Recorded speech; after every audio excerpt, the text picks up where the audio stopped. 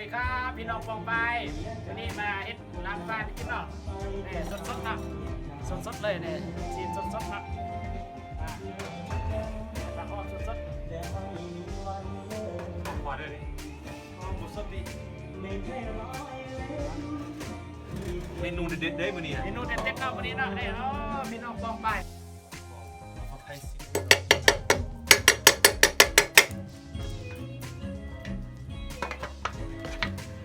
โอ้เป็นแซ่บเด้อ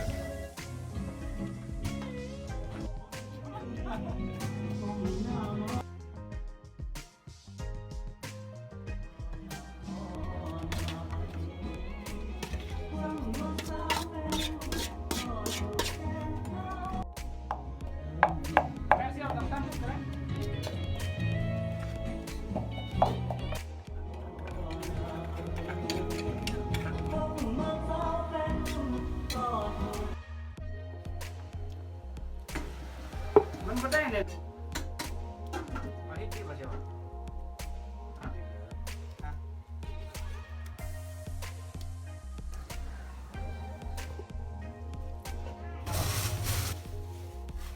ฮัลโหล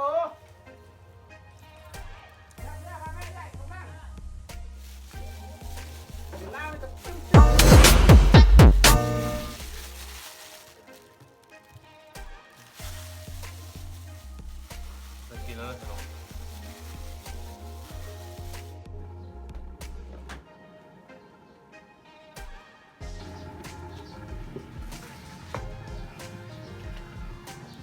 ยำนี่เราใส่ขั้นตอน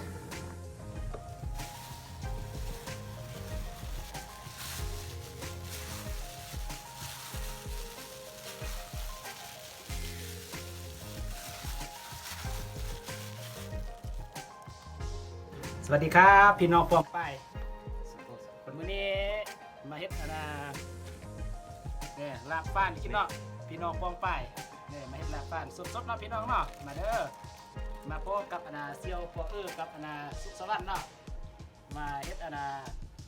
ลาบฟ้านเนาะเสียบยั่วๆเนาะพี่น้องปองไป ต้องดูสนิทลืมเลย น้องซีมาเนาะสดๆเนาะนี่เสียบฟ้านเนาะสดๆเฮ็ดคำใหญ่ๆเลยเนาะพี่น้องเนาะคำใหญ่ๆเลยแซ่บยั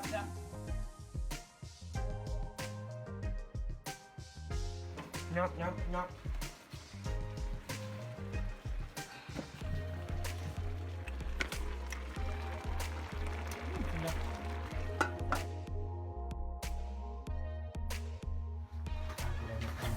เอาสิวันเด้อ สีเนาะหลับเสืออันนี้ก็หลับเสือนี่คำใหญ่ๆเด้อคำใหญ่ๆเด้อ